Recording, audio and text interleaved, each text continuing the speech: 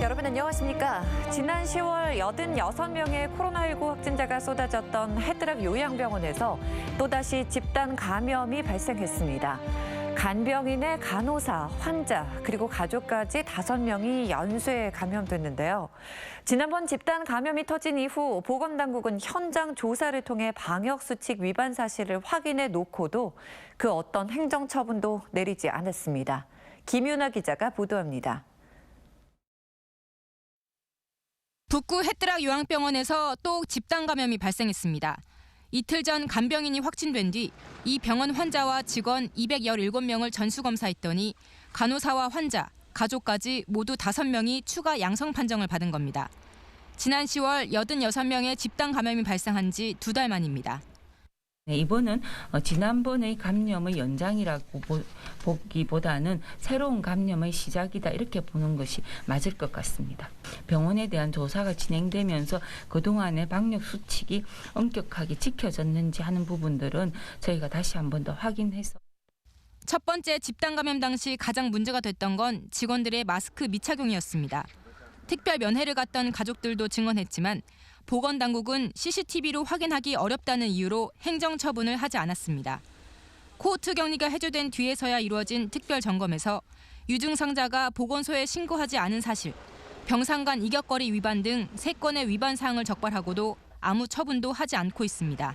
위반 사항 3건에 대해서는 처분 절차가 진행 중에 있는 상황이고요. 처분에 나가게 되면 의견 제출 기한이나 이런 절차가 있어서 허술한 점검과 봐주기식 처분. 그러는 사이 출퇴근 간병인에 의한 똑같은 집단 감염이 터졌습니다. 부산시 보건당국도 할 말이 없게 됐습니다. MBC 뉴스 김민아입니다. 르노 삼성자동차 부산 공장에서도 코로나19 확진 환자가 발생했습니다. 르노 삼성차는 그제 부산 공장에서 차량 시험 업무를 담당하는 직원이 코로나19 확진 통보를 받았다고 밝혔습니다. 구내 식당 등을 이용한 직원과 협력업체 직원 등 221명은 검사 결과 음성 판정을 받았으며 접촉자로 분류된 131명은 자가격리 조치됐습니다.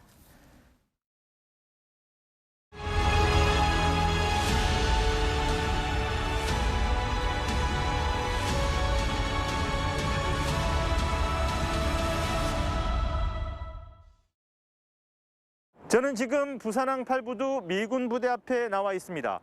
미군 세균 실험실 폐쇄는 올 한 해 시민 스스로 안전과 건강을 지키려 했던 몸부림의 키워드였는데요. 시청자들은 과연 어떻게 생각하고 있을까요? 제가 생각한 올해의 키워드는 미군 세균 실험이라고 생각합니다.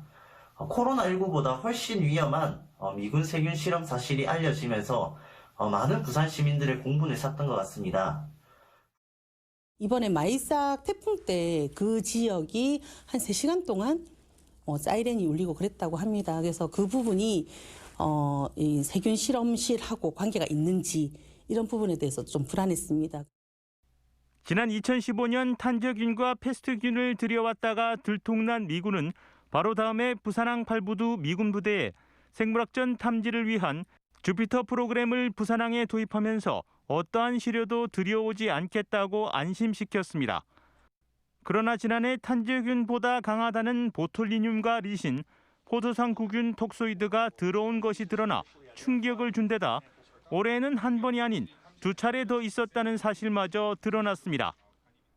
질병관리청을 통해서 확인을 해본 결과 3회 시료가 반입 통보되었음을 비로소 알게 됐습니다. 국감 과정에서. 그전에는 외교부도 다른 당국도 확인한 적 없었습니다. 식약처에서도 이게 독성이 없는 물질이라고 했다는 건가요? 독성을 뺀 단백질이라고 하고요. 백신 개발에 독성을 뺀 올해 미군 세균 실험실 폐쇄 추진위는 시민 안전을 지키기 위한 활동을 이어갔습니다. 지난 7월에는 원탁회의를 열어 350만 시민의 힘으로 실험실을 폐쇄시켜보자고 결의했고 9월에는 폐쇄 찬반 주민투표를 부산시에 청구하기에 이르렀습니다. 그러나 무기력한 행정의 벽에 부딪혀 국가사무라는 이유로 불가 결정을 받아야 했습니다. 법률 자문을 받았습니다. 그리고 관련 중앙부처의 의견도 받아서 깊은 고민 끝에 국가 사무로 결정하였다는 말씀을 드립니다. 추진위는 포기하지 않고 자체 투표를 선언하며 더 거센 동력으로 시민 목소리를 모아가고 있습니다. 현재 주민투표를 촉구하는 서명만 5만 명을 돌파했고 부산시의 주민투표 불가 결정에 대해 행정소송도 제기된 상태입니다. 감염병 예방을 피하고자 하는 것으로 주민의 안전에 직결된 문제이기 때문에 당연히 주민투표의 대상으로 되고 주민자치사무라고 할 것입니다. 부산 시민 안전은 국내법은 물론 한미 간 협정을 뛰어넘는 헌법적 가치입니다. 정부와 부산시의 적극적인 대응이 필요한 이유인데요. 새해에는 주민투표가 반드시 이루어지길 기대해 봅니다. MBC 뉴스 이도원입니다. 코로나19 확산에 따라 부산항의 물동량이 크게 줄어들면서 올해 마이너스 성장이 확실시되고 있습니다. 반면 중국 항만의 물동량은 크게 늘어나 부산항은 2000년대 이후 처음으로 세계 7위 수준으로 추락할 것으로 전망됩니다. 박준호 기자가 취재했습니다. 코로나19 사태에도 중국 항만의 물동량이 급속히 늘고 있습니다. 올 상반기만 해도 최악의 실적을 보였던 중국 항만은 하반기부터 탄력을 받고 있습니다. 세계리 상하이항의 경우 감소폭이 대폭 줄었고 닝보와 선전, 광저우항, 칭다오항은 상승세로 반전했습니다. 하지만 부산항은 하반기에도 연간 누적 마이너스 2.1%를 기록하고 있습니다. 미국의 경기 부양 정책에 따라서 내수 물량들을 많이 늘리고 있기 때문인데요. 이 내수 물량들을 늘리는 부분들이 아시아를 비롯한 중국에서 많은 물동량이 창출되기 때문입니다. 최근 몇 년 사이 5, 6위를 오가던 부산항의 컨테이너 물동량 순위는 7위까지 추락할 것으로 예상됩니다. 부산항 물동량이 7위로 떨어진 것은 2000년대 이후 처음입니다. 항만 당국은 전 세계 항만 간 생존 경쟁에서 살아남기 위해 내년 물동량 확보에 안간힘을 쏟고 있습니다. 특히 부가가치가 높은 환저가물 유치를 위해 부산항 마케팅을 강화하고 있습니다. 부산항의 우수한 서비스 네트워크를 가장 많이 알리는 것이 중요하다고 생각이 되고요. 그런 측면에서 선사를 대상으로 부산항의 장점들을 더욱더 부각시키고 중국 항만이 빠른 성장세를 보이는 가운데 물동량을 효율적으로 확보하기 위해서는 신항 확장도 서둘러야 한다는 지적입니다. MBC 뉴스 박준호입니다.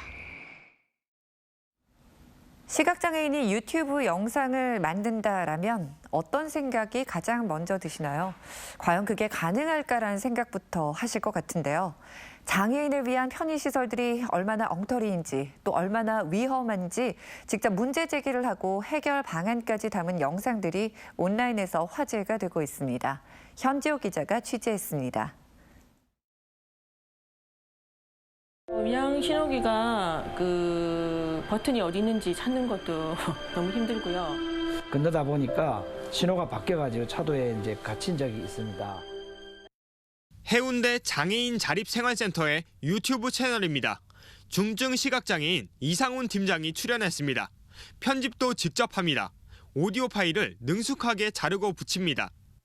투쟁이라든지 이런 운동만으로는 이제 대중들에게 사실 설득력도 좀 떨어지고 그래서 미디어가 가장 중요하다고 생각했거든요. 소리 편집으로 시작해가지고 이제 영상으로까지 가게 됩니다. 영상 제작하는 시각장애인, 불가능에 가까운 일을 현실로 만드는 인플루언서 장애인들이 등장했습니다. 비웃던 게 좀 생각이 나거든요, 저는. 꿈 같은 얘기 하지 마라라고 얘기를 하시길래 이 미디어가 저는 이제 우리 장애인들을 갖다가 좀 더 알릴 수 있는.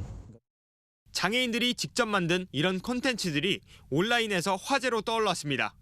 비장애인들은 알 수 없는 얘기들을 실감나게 보여주기 때문입니다. 자, 이게 전형불능이 있기 때문에 이걸 하다 그대로 따라가다 보면은 뭐 앞에 좀 뭔가 있긴 있는데 뭐 길이 조금 뭐 이상하긴 합니다. 뭐고? 선형불능인데 문제를 지적하는데 그치는 게 아니라 대안도 제시합니다. 이 나무를 여기다가 심어주면은 저 점자 불러가고 이 나무가 붙일 일도 없고 시각장애인 길 갈 수 있고 나무대로 어쨌든 간에 서 있을 수 있고. 12만 5천 명의 구독자를 갖고 있는 시각장애인 인기 유튜버도 있습니다. 장애인과 비장애인 사이 벽을 허무는데 톡톡히 기여하고 있다는 평가입니다. 최근에 어떤 미디어 상황 자체가 좀 더 희망적인 조짐을 보여준다는 것, 그런 거 아니겠어요? 이런 자기가 스스로 제작을 한다는 이야기는 거의 그 보통 사람하고 큰 차이가 없다는 뜻이잖아요. 영상을 통해 목소리를 높여가는 장애인 유튜버들.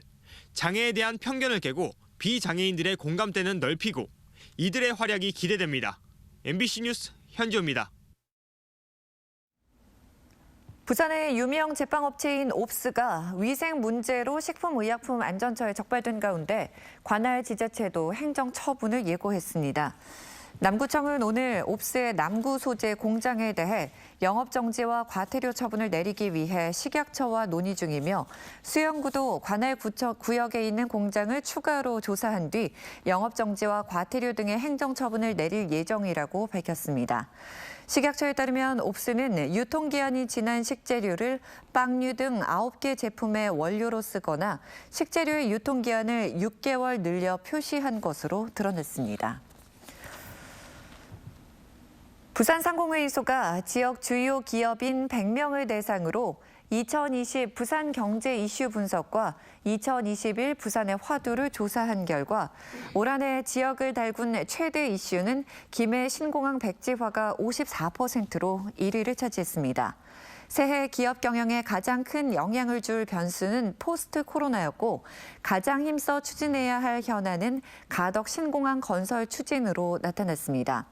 내년 보궐선거를 앞두고 차기 시장이 갖춰야 할 최우선적인 덕목으로는 기업인의 34%가 현안 추진과 공약 이행에 대한 열정을 1순위에 올렸습니다. 에어부산이 내일 국내 저비용항공사 가운데 최초로 중거리 노선인 방글라데시 다카 노선을 운항합니다. 이번 노선은 인천에서 다카를 오가는 부정기 편입니다. 항공기는 220석 규모의 차세대 항공기인 A321LR이 투입됩니다. 에어부산은 코로나19 종식 시점에 맞춰 노선 다각화를 통해 승객의 편익과 경쟁력을 동시에 제고할 방침이라고 밝혔습니다.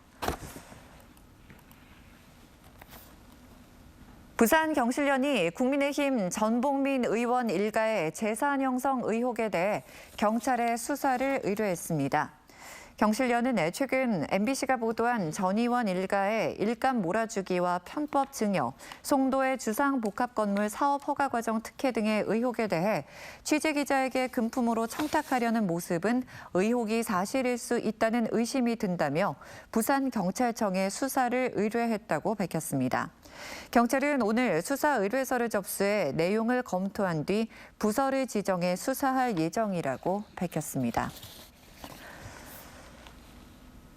동일청강 컨소시엄이 2개월간의 협상 끝에 오늘 대선조선 인수 본계약을 체결했습니다. 입수 금액은 공개되지는 않았지만 조선업계는 2천억 원 안팎으로 추산하고 있습니다. 대선조선은 글로벌 금융위기 이후 지난 2010년부터 채권단 자율체제로 돌입했으며 최근 2년 연속으로 영업 흑자를 기록했습니다. 부산 본부세관은 고무장갑 1억 4천만 켤레, 시가 232억 원 상당을 불법으로 수입해 유통한 혐의로 51살 김모 씨 등 4명과 업체 2곳 등을 적발해 검찰에 송치했다고 밝혔습니다.